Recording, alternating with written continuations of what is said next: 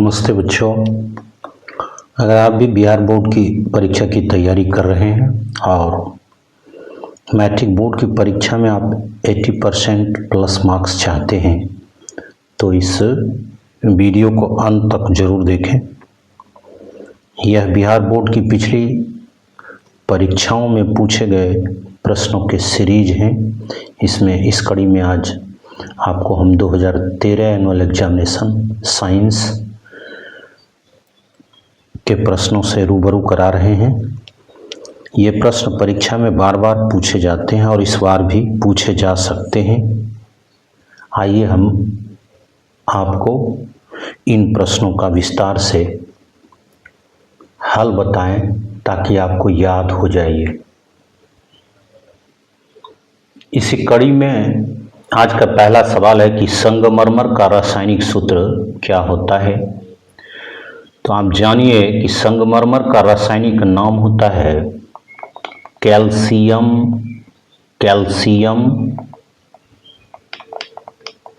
Carbonate. Calcium carbonate CaCO3। Calcium carbonate प्रकृति में यह जो है चूना पत्थर खड़िया और संगमरमर के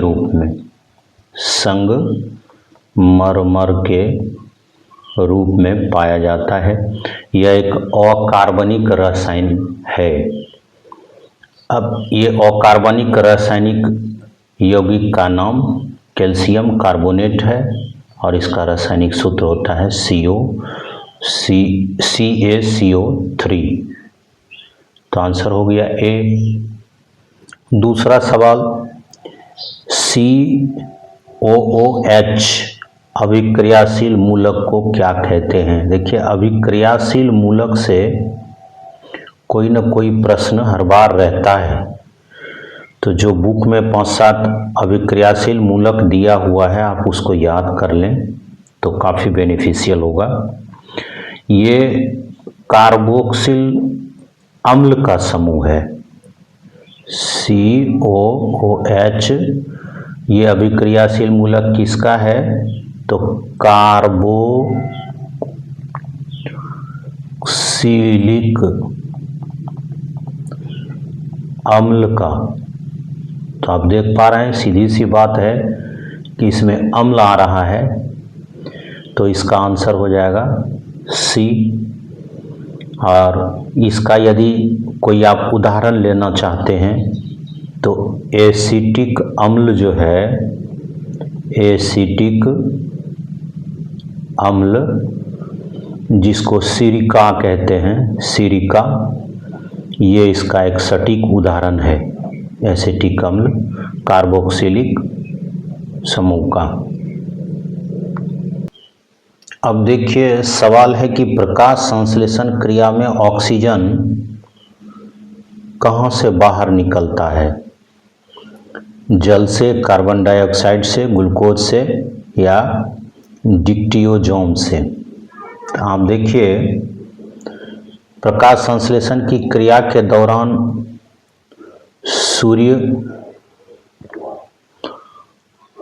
का प्रकाश मौजूद रहता है और सूर्य के प्रकाश की मौजूदगी में जो H2O है, जल जिसको बोलते हैं जल, इसका प्रकाशीय अपघटन होता है। जल का क्या होता है प्रकाशीय अपघटन। इस प्रकाशीय अपघटन के कारण जल से O2 अर्थात ऑक्सीजन मुक्त होते हैं। जल के अणु टूटते हैं और ऑक्सीजन मुक्त हो जाता है। तो इसका आंसर होगा ए, जल से। अब सवाल है कि मैग्नीशियम कहाँ पाया जाता है। इन चारों ऑप्शन को देखिए आप, क्लोरोफिल में, लाल रक्त कण में, वर्णी लवक में या श्वेत रक्तकण में। तो मैग्नीशियम जो है पत्तियों में जो हरित लवक मौजूद होते हैं, हरित लवक, जिसको आप हरित लवक को आप क्लोरोफिल कहते हैं। क्या कहते हैं? क्लोरोफिल। ज़्यादा प्रचलित नाम क्लोरोफिल ही है। तो क्लोरोफिल में ही मैग्नीशियम होता है। मैग्नीशियम। इसका रासायनिक सूत्र क्या है? Mg, magnesium. क्या काम है मैग्नीशियम का? तो मैग्नीशियम का काम है प्रकाश को अवशोषित करना। प्रकाश को क्या करना? अवशोषित करना। अवशोषित करना, यही काम है मैग्नीशियम का। तो पत्तियों के क्लोरोफिल में मौजूद होता है, तो इसका आंसर होगा ए। आप देखें, क्वेश्चन है कि इंसुलिन की कमी के कारण कौन सा रोग होता है। ये आपको पिछले एग्जाम 2011 और 12 दोनों में ये क्वेश्चन दोहराया गया है, डायरेक्टली इनडायरेक्टली। तो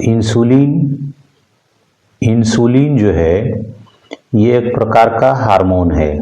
क्या है? हार्मोन है ये। अब ये कहाँ से स्रावित होता है? तो आग्नेयाशय, और इसका प्रचलित नाम है पैंक्रियाज। यहीं से स्रावित होता है। आग्नेयाशय या पैंक्रियाज से इंसुलिन हार्मोन स्रावित होता है। और ये जो रक्त है, जिसको ब्लड भी कहते हैं, तो रक्त में ग्लूकोज की मात्रा को क्या करता है? ग्लूकोज की मात्रा को नियंत्रित करता है। अब यदि इंसुलिन की कमी हो जाएगी तो ब्लड में क्या होगा? ब्लड में शुगर की मात्रा ब्लड में बढ़ जाएगी, और इस बीमारी को ही मधुमेह कहते हैं। लेकिन आजकल इसका प्रचलित नाम डायबिटीज है।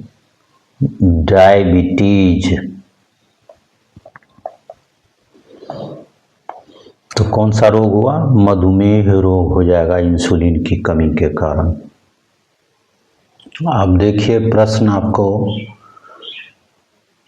दृश्य प्रकाश में किस वर्ण का तरंग दैर्घ्य अधिकतम होता है? तो पिछले एग्जाम में भी इनडायरेक्टली इस प्रश्न को पूछा गया था। आप स्पेक्ट्रम का अध्ययन किए थे। स्पेक्ट्रम में क्या होता है?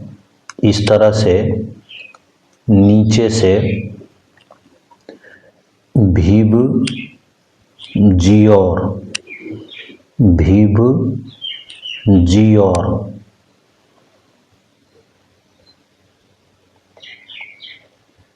सबसे ऊपर आर। भीव जी और में सबसे ऊपर आर होता है रेड। और मैंने चर्चा की थी कि जिसका तरंग दैर्घ्य सबसे अधिक होता है, तरंग दैर्घ्य सबसे अधिक होता है,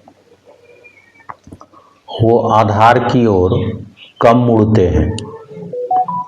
तो इसमें सबसे ऊपर कौन है? R red. मतलब तरंग दैर्घ्य सबसे अधिक किसका होगा? रेड का। और तरंग दैर्घ्य सबसे कम किसका होगा? तो वायलेट, बैगनी का। तो इसका आंसर क्या होगा? बी, लाल। तरंग दैर्घ्य सबसे अधिक लाल का ही, रेड का ही होता है, इसीलिए इसका प्रकीर्णन जो है, प्रकीर्णन कम होता है। अब प्रकीर्णन कम होने के कारण ही इसको सिग्नल में खास करके प्रयोग किया जाता है कि ताकि ड्राइवर इसको बड़ी दूर से इस रंग को देख सकें और आने वाले खतरा से बच सकें। सवाल है कि विद्युत शक्ति का एसआई मात्रक क्या होता है? तो विद्युत शक्ति का एसआई मात्रक वाट होता है। पिछले सेशन के क्वेश्चन में भी आप लोगों ने देखा होगा, ये परीक्षा में दोहराया गया प्रश्न है। और वाट बराबर क्या होता है? जूल प्रति सेकेंड, जूल प्रति सेकेंड। और ये क्या है? तो कार्य करने की दर। विद्युत शक्ति क्या है? कार्य करने की दर कहिए या ऊर्जा के उपभोग की दर को विद्युत शक्ति कहते हैं। कार्य करने की दर या ऊर्जा के उपभोग की दर को विद्युत शक्ति कहते हैं। वाट इसका मात्रक है एसआई, और जूल प्रति सेकेंड, वाट बराबर जूल प्रति सेकेंड होता है। अब सवाल है कि विद्युत बल्ब का तंतु, अर्थात जिसको फिलामेंट कहते हैं, तो ये तंतु किस चीज का बना होता है? कौन से धातु का बना होता है? तो ये जो टंगस्टन है, ये टंगस्टन धातु का बना होता है विद्युत बल्ब का फिलामेंट। टंगस्टन, टंगस्टन का संकेत है W। ये टंगस्टन क्यों बनाया जाता है? टंगस्टन धातु का ही।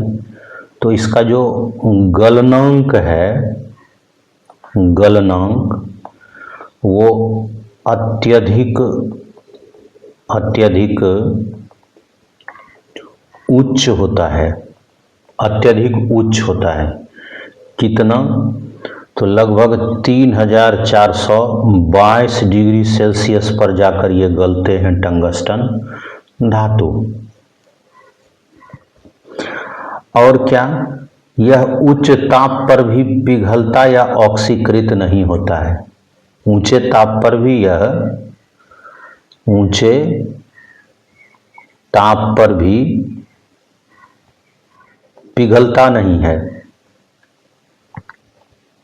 पिघलता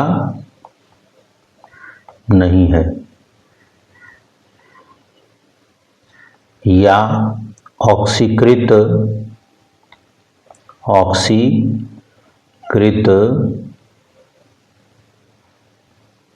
नहीं होता है। अत्यधिक ताप सहने की जो क्षमता है टंगस्टन धातु को, इसलिए इसका फिलामेंट बनाया जाता है।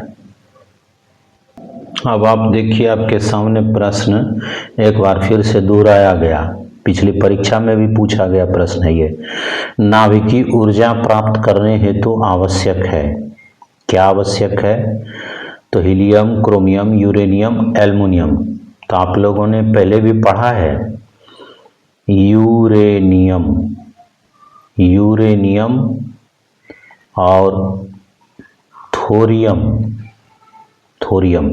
यूरेनियम, थोरियम के नाभिकीय विखंडन से नाभिकीय ऊर्जा प्राप्त होती है। नाभिकीय विखंडन कहिए या परमाणु विखंडन, नाभिकीय विखंडन कहिए या परमाणु विखंडन, खास करके यूरेनियम 235 जो है ये एक रेडियोधर्मी तत्व है और इसका ही उपयोग नाभिकीय रिएक्टर में किया जाता है नाभिकीय विखंडन के लिए। नाभिकीय विखंडन से ही भारी मात्रा में ऊर्जा मुक्त होती है। तो यूरेनियम, थोरियम, इसमें थोरियम तो है नहीं तो यूरेनियम ही इसका ऑप्शन होगा। अब सवाल है कि ग्लोबल वार्मिंग के लिए उत्तरदायी गैस कौन सा है इसमें, O2, NH3, CO2, N2। तो ग्लोबल वार्मिंग के लिए CO2 गैस जो है, CO2 gas, carbon dioxide gas, ये उत्तरदायी है। इसको मुख्य रूप से ग्लोबल वार्मिंग गैस या ग्रीन हाउस गैस भी कहते हैं। ये जो है क्या करता है, तो मान लीजिए ये पृथ्वी है, सूर्य से जो आने वाली विकिरण है वो पृथ्वी तक,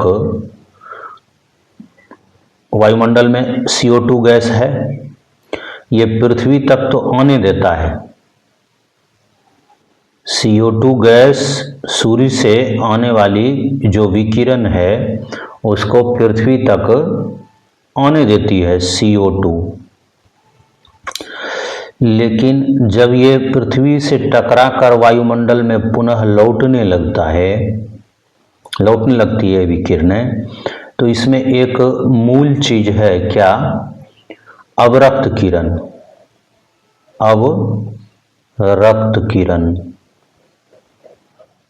जिसको इंफ्रारेड भी कहते हैं अंग्रेजी में,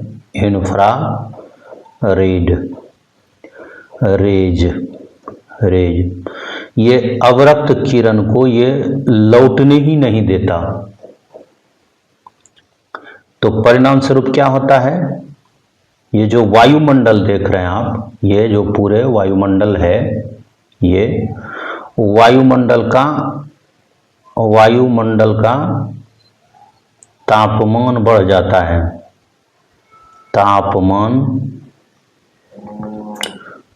जाता है, इसीलिए इसको ग्रीन हाउस गैस कहते हैं या ग्लोबल वार्मिंग गैस कहते हैं। तो CO2 इसका आंसर है, अर्थात C ऑप्शन होगा इसका। अब जो सवाल है कि लिटमस विलयन जो है, लिटमस विलयन बैगनी रंग का होता है, रंजक है ये, बैगनी रंजक, ये किससे निकाला जाता है? तो ये एक प्राकृतिक सूचक है, लिटमस जो है वो एक प्राकृतिक सूचक है बैगनी रंग का। तब होगा, देखिए, एक तो अम्लीय प्रकृति होती है, एक क्षारीय प्रकृति होती है और एक है उदासीन। जब कोई विलयन 7 पर रहे तो ये उदासीन, 7 से छोटा ये अम्लीय और 7 से बड़ा ये क्षारीय। अब देखिए कि ये जो बैगनी रंजक के रूप में रहेगा लिटमस, तो उस समय ये उदासीन होगा, और जब इसको अम्ल में रखा जाएगा तो ये किस तरह का रंग देगा, ये लाल देता है, और जब क्षार में इसको रखा जाएगा तो ये नीला देता है। अब ये जो लिटमस है, ये लिटमस जो अभी उदासीन अवस्था में बैगनी रंग का है, ये निकाला किससे जाता है, किससे लिया जाता है? तो ये लाइकेन से, लाइकेन नामक एक थैलोफाइटा समूह है, लाइकेन, उसी से निकाला जाता है। किससे? लाइकेन से निकाला जाता है। सवाल है कि जब सोडियम हाइड्रोक्साइड NaOH जिंक अर्थात Zn से अभिक्रिया करता है तो कौन सा उत्पाद बनाएगा? तो अभिक्रिया किनके किनके बीच हो रहा है, किसके बीच हो रहा है? तो NaOH प्लस Zn।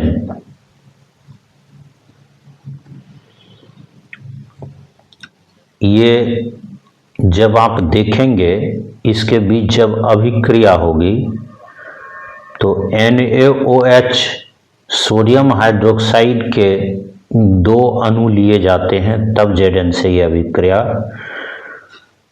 होती है और ये बनता है Na2ZnO2 और इस क्रिया में हाइड्रोजन गैस मुक्त होता है। ये सोडियम हाइड्रोक्साइड क्या है? तो क्षार है। Zn क्या है? धातु है। क्षार और धातु के बीच जब अभिक्रिया होती है तो हाइड्रोजन गैस जरूर मुक्त होता है और ये जो बना है उत्पाद वो क्या है? सोडियम जिंकेट बोला जाता है इसको, सोडियम जिंकेट। तो इस तरह से इसमें डी ऑप्शन सही है, Na2ZnO2 प्लस H2। अब सवाल है कि किसी भी उदासीन विलयन का पीएच मान क्या होता है? अभी तुरंत मैंने आपको बताया है कि उदासीन विलयन जो है उसका पीएच मान 7 होता है और यहाँ जल को रखा जाता है। ये अभी तुरंत मैंने बताया है। तो इस तरह से ऑप्शन इसमें क्या होगा? बी। अब सवाल है कि बेकिंग सोडा का रासायनिक सूत्र क्या होता है? बेकिंग सोडा कहिए, बेकिंग सोडा या खाने वाला सोडा भी कहिए, खाने वाला सोडा, दोनों एक ही चीज है। और इसका रासायनिक नाम होता है सोडियम बाइकार्बोनेट,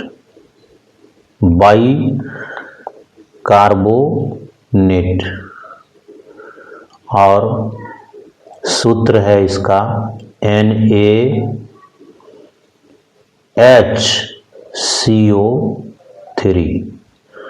यह है सोडियम बाइकार्बोनेट NaHCO3। इसको आप सोडियम हाइड्रोजन कार्बोनेट भी कह सकते हैं, सोडियम हाइड्रोजन कार्बोनेट। इसका जो है ना रसोई में उपयोग होता है खाने वाले सोडा का, और एंटासिड जो टैबलेट बनाया जाता है, जो एसिडिटी दूर करने के लिए टैबलेट है, तो एंटासिड टैबलेट बनाने में भी बेकिंग सोडा या सोडियम बाइकार्बोनेट का उपयोग होता है। तो इसमें से बाइकार्बोनेट हाइड्रोजन किस में लगा हुआ है?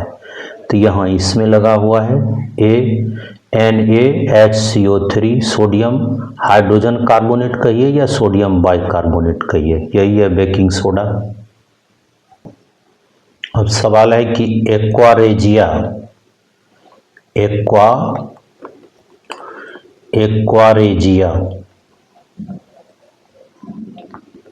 एक्वारेजिया। ये एक्वारेजिया मिश्रण है किसका भाई? तो हाइड्रोजन क्लोराइड का, HCl का और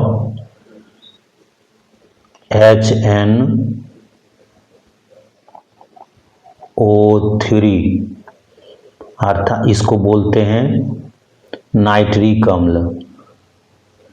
ये हाइड्रोजन क्लोराइड हो गया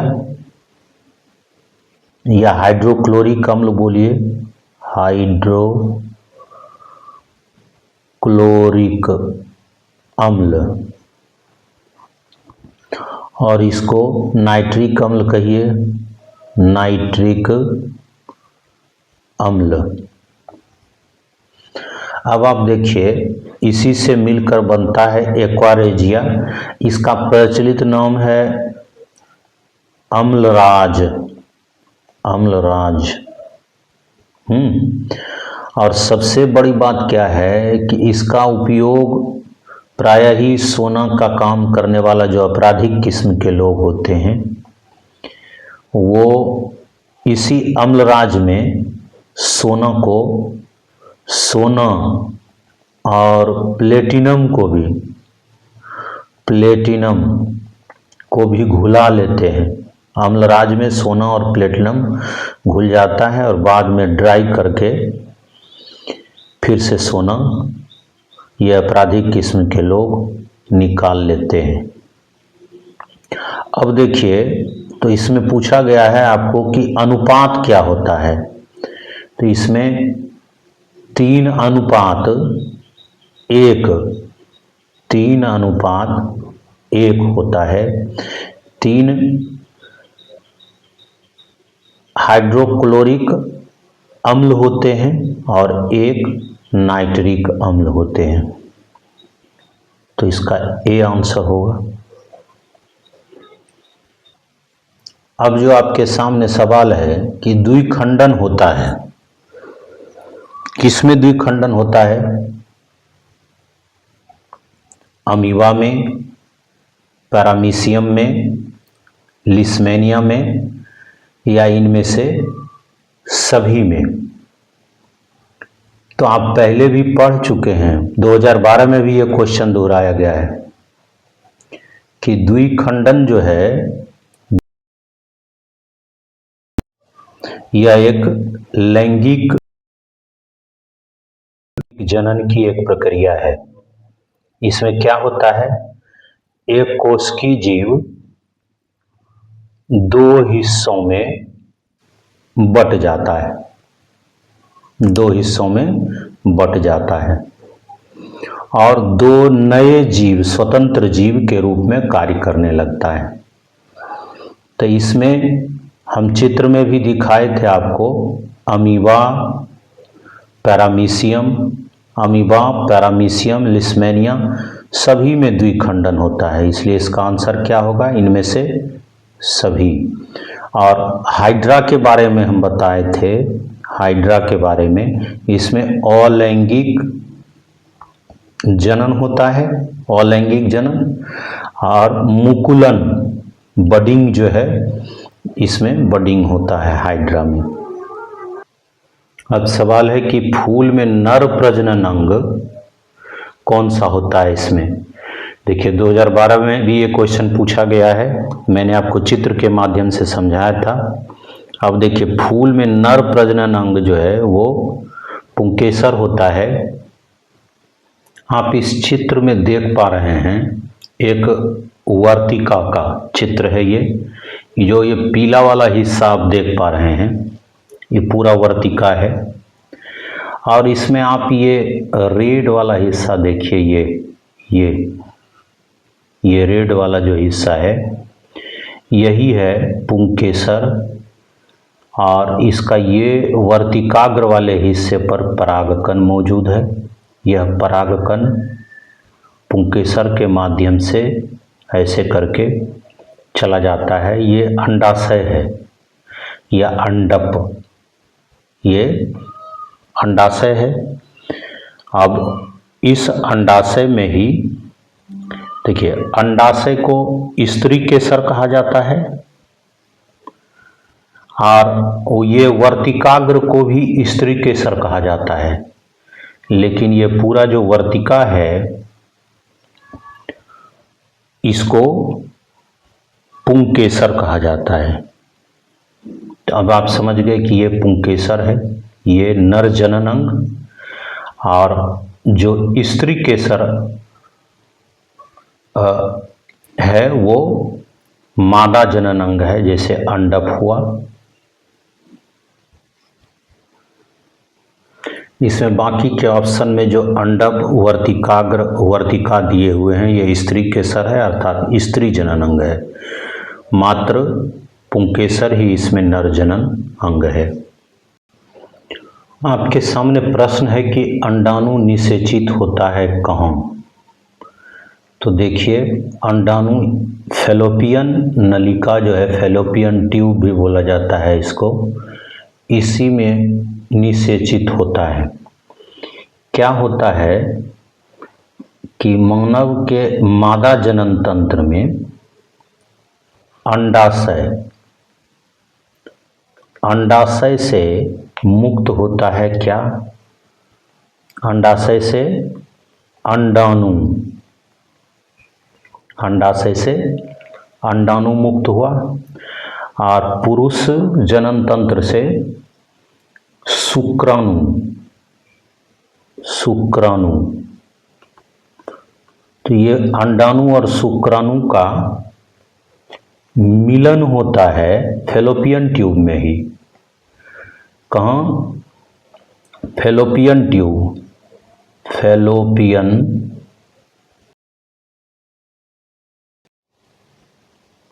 फैलोपियन ट्यूब में, और फिर इसे गर्भाशय में प्रत्यापित कर दिया जाता है, गर्भाशय में प्रत्यारोपित कर दिया जाता है। मिलन कहाँ हुआ? निषेचित कहाँ हुआ? फर्टिलाइजेशन कहाँ हुआ? तो फैलोपियन नलिका में। आप इस चित्र में भी देख पा रहे हैं, ये मादा जनन तंत्र है, मादा जनन का एक अंग है। ये गर्भाशय का चित्र है, आप देख पा रहे हैं, और ये अंडाशय है, यहीं से अंडाणु निकलता है, और यही है फैलोपियन ट्यूब। ये वाला जो हिस्सा है जहाँ अंड वाहिका लिखा है, फैलोपियन ट्यूब यही है। यहीं पुरुष के शुक्राणु आकर मिलते हैं, यहाँ से अंडाणु और शुक्राणु का मिलन अंडवाहिका में होता है, फैलोपियन ट्यूब में होता है, और ये युग्मनज जो है वो कहाँ? गर्भाशय में प्रत्यारोपित कर दिया जाता है।